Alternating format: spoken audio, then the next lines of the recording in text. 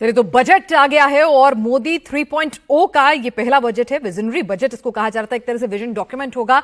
और इस बजट ने कम से कम मिडिल क्लास के चेहरे जरूर खिला दिए हैं। 12 लाख तक की इनकम पर, सालाना आय पर कोई भी टैक्स नहीं देना होगा, जिससे हर किसी की जेब में कुछ ना कुछ जरूर आया है। 4,000 से लेकर लगभग 6,500 तक हर आय वर्ग को प्रतिमाह फायदा होने वाला है। तो निश्चित तौर पर मिडिल क्लास खासा खुश है। और हमारे साथ केंद्रीय मंत्री पीयूष गोयल जी इस वक्त जुड़ चुके हैं। पीयूष जी, आखिरकार मोदी 3.0 में मिडिल क्लास को खुश कर ही दिया मोदी जी ने। मोदी जी ने पूरे 11 साल लगातार मिडिल क्लास को खुश किया है। आखिर आज निर्मला जी ने बताया कि 2.5 लाख रुपए होती थी सीमा टैक्स फ्री, आज 12 लाख हो गई है। और सैलरी अर्नर्स के लिए तो 12,75,000।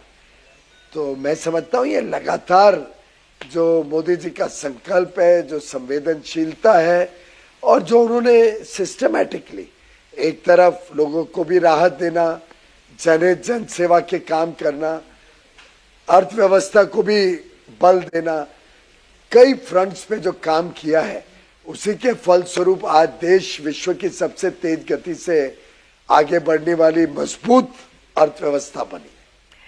क्या इससे रोजगार भी मिलेगा? क्योंकि एक आम आदमी को चाहिए कि भाई थोड़ी सी टैक्स में राहत हो जाए, महंगाई कम हो जाए और नौकरी मिल जाए। तो आप क्योंकि आर्थिक मामलों को अच्छे से समझते हैं, तो क्या नौकरी भी बढ़ेंगी? लगता है पीयूष गोयल जी से बात नहीं हो पा रही है, तो कुछ तकनीकी दिक्कत है, तो उनके पास दोबारा लौटेंगे। लेकिन विपक्ष ने इस बजट को लेकर कह दिया है कि भाई ये एक मेयर बैंडेड है। राहुल गांधी कह रहे हैं बैंडेड है। जब आपको पूरी सर्जरी करने की जरूरत थी तो आपने बस क्या किया, अर्थव्यवस्था पर बैंडेड लगा दिया। इससे बहुत ज्यादा फायदा नहीं होने वाला है। और जाहिर सी बात है, अगर सरकार कुछ लेकर आती है तो निश्चित तौर पर विपक्ष को तो उसमें कमियां नजर आएंगी ही। केजरीवाल अलग तरीके से इस बजट को इंटरप्रेट कर रहे हैं। तेजस्वी यादव कह रहे हैं कि इससे कुछ नहीं होने वाला है, क्योंकि बिहार के लिए कई विशेष पैकेज का ऐलान है। तो कई राजनीतिक विश्लेषकों का यह भी मानना है कि भाई इस बजट के बाद दिल्ली चुनाव की जो पूरी की पूरी मिजाज हैं, इक्वेशंस हैं, वो मोदी जी ने अपना ये मास्टर स्ट्रोक खोलकर बदल कर रख दिया है। कोई कह रहा है कि भाई बिहार के लिए जो लोक लुभावन योजनाओं का ऐलान किया गया है, तो आने वाले साल में चुनाव है और इसीलिए पॉपुलिस्ट बजट है। लेकिन कई अर्थशास्त्री इसको प्रूडेंशियल बजट कह रहे हैं कि जहां पर आप पॉपुलिज्म का तो ख्याल रख रहे हैं, लेकिन इस तरीके से उसको ड्राफ्ट करते हैं, क्राफ्ट करते हैं कि आपके जो फिजिकल डेफिसिट है वो भी नहीं बढ़ता है और पैसा मार्केट में फ्लो होकर लौट कर वापस आता है और ज्यादा आता है। तो इस तरह से पूरी की पूरी तमाम योजनाएं जो हैं उसको यहां पर बुना गया है। हालांकि आपको बता दें कि मैन्युफैक्चरिंग सेक्टर में खासा ध्यान देने की बात कही गई थी। हमारे साथ एक बार फिर से केंद्रीय मंत्री पीयूष गोयल जी जुड़ चुके हैं। पीयूष गोयल जी, कहा जा रहा है कि भाई ये बजट जो है वो पीपल्स बजट आप भले ही कह रहे हैं, लेकिन ये वोट वाला बजट भी है। मिडिल क्लास को इतना खुश करेंगे तो दिल्ली में तो 40% से ज्यादा आबादी है मिडिल क्लास की, और चुनाव है। ऐसा है, हमने 11 साल तक देश की जनता को खुश करने का ही काम किया। आप बताइए और कोई देश जहाँ तीसरी बार आज के माहौल में 2 युद्ध चल रहे हैं, कोविड के से अभी निपटे हैं, तीसरी बार कहाँ पे लोगों ने विश्वास रखा है अपने नेता पर। मोदी जी तीसरी बार आए हैं क्योंकि उन्होंने 11 वर्ष जनता की सेवा की है, जनता को अन्य तरीके से विकास के साथ जोड़ने का काम किया है। और मुझे पूरा विश्वास है कि आने वाले दिनों में भी इसी गति से जनता का विश्वास मोदी जी के साथ रहेगा। जनता को लगातार नए अवसर मिलेंगे और देश तेजी से आगे बढ़ेगा। आखिर आप सोचिए, 12 लाख रुपए तक शून्य टैक्स, लगभग सभी लोग टैक्स के दायरे से मिडिल क्लास बाहर निकल जाएंगे। जी पीयूष जी, आप कॉमर्स मिनिस्टर भी हैं, चार्टर्ड अकाउंटेंट हैं और वो भी टॉपर वाले, तो आप इस बजट को एक चार्टर्ड अकाउंटेंट के तौर पर हिसाब किताब में कैसा आंकते हैं? इसमें 4-5 बहुत प्रमुख चीजें हैं। एक तो ये भारत की अर्थव्यवस्था को मजबूत करता है। वित्तीय घाटा भी सिर्फ 4.4 रहेगा अगले वर्ष, सबका अनुमान था 4.6 तक जाएगा।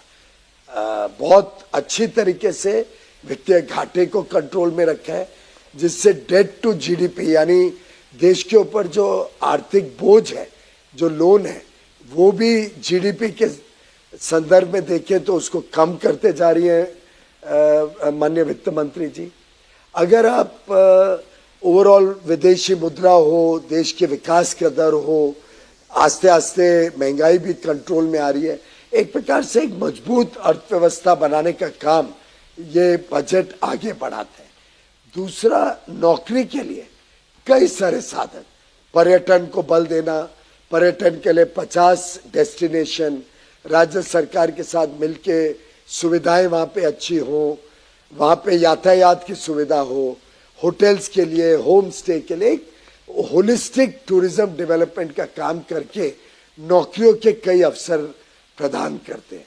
एविएशन में उड़ान स्कीम से 4 करोड़ और यात्री, यानी लाखों नौकरी के और अवसर, और टूरिज्म को भी बढ़ावा। मैन्युफैक्चरिंग में टॉय सेक्टर हो, फुटवेयर हो, टेक्सटाइल हो, अलग अलग सेक्टर्स को बढ़ावा देने से और नौकरियों का इजाफा होगा। इंफ्रास्ट्रक्चर में 11 लाख करोड़ रुपए जब खर्च होंगे तो डिमांड बढ़ेगी, नौकरियां आएंगी। जैसे जैसे नौकरियां बढ़ती है तो डिमांड बढ़ती है, डिमांड बढ़ता है तो व्यापार बढ़ता है। Steel, cement, upholstery, furniture, electricals, television, air conditioner, एक इसको कहते हैं वर्चुअस साइकिल ऑफ ग्रोथ, क्योंकि इससे उद्योग आता है, उद्योग आता है तो साथ ही साथ निर्यात को भी बल मिलता है, भारत में बने हुए वस्तुओं का।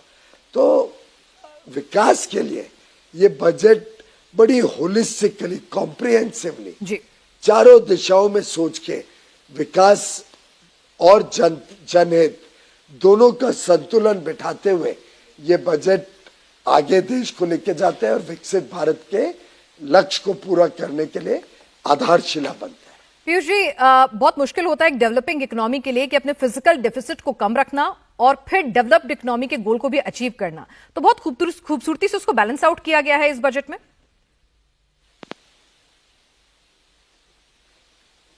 बिना कोई शक बहुत अच्छी तरीके से बैलेंस किया गया है, और मैं तो कहूंगा कि अपेक्षा से ज्यादा अच्छे परिणाम, और उसका एक कारण भ्रष्टाचार मुक्त भारत भी है, क्योंकि प्रधानमंत्री का जो बल है कि एक एक रुपया जनता की सेवा में जाए। जो इंफ्रास्ट्रक्चर के प्रोजेक्ट लग रहे हैं वो समय पे बने। पीएम गति शक्ति जैसे नए योजनाओं से एक एक प्रोजेक्ट पे मॉनिटरिंग सुधारी गई।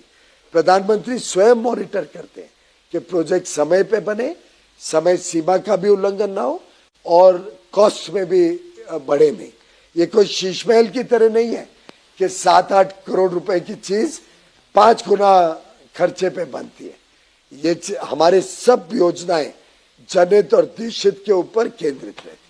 आपने जिक्र किया है तो यहाँ केजरीवाल जी को बजट पसंद नहीं आया है, वो बहुत डिसअपॉइंटेड हैं, जो उन्होंने कहा था वो किया नहीं, और साथ में राहुल गांधी कह रहे हैं कि भाई बुलेट वुंड था और आपने बैंडेड लगा दिया। मुझे लगता है दोनों विपक्षी नेता से और क्या उम्मीद कर सकते हैं। या तो उनको बजट समझ नहीं आता या नादानी दिखा रहे हैं, क्योंकि जिस बजट को सबने सराहना है, जिस बजट में 140 करोड़ लोगों का हित निहित है, जिस बजट ने देश की अर्थव्यवस्था को भी मजबूत किया, युवा युवतियों की अपेक्षा आशाओं को भी पूरा करने का काम कर रहे हैं, महिलाओं के लिए भी अच्छा है, किसानों के लिए भी अच्छा है, मध्यम वर्ग के लिए तो एक बौछार है। तो मैं समझता हूं कि या तो दोनों को ईर्ष्या हो रही है, केजरीवाल जी और राहुल जी, या चिंता हो रही है कि आगे लोग उन पे कैसे विश्वास करेंगे। उनके आकर्षण खत्म होते जा रहे हैं, लोग उनको नकारते जा रहे हैं। एक के बाद एक राज्य में भी भारतीय जनता पार्टी को प्रचंड विजय दे रहे हैं। तो मुझे लगता है राहुल गांधी जी और अरविंद केजरीवाल जी को बड़ी चिंता है अपने राजनीतिक अस्तित्व को कैसे संभालें। पीयूष जी, आपने हमसे इस बजट के ऊपर चर्चा की, आपका बहुत बहुत शुक्रिया। केंद्रीय मंत्री पीयूष गोयल जी हमारे साथ बजट को लेकर अपनी राय साझा करते हुए और कह रहे हैं कि कहीं ना कहीं ये बजट कुछ ऐसा है कि राजनीतिक अस्तित्व जो है विरोधियों का वो भी खतरे में आ जाएगा।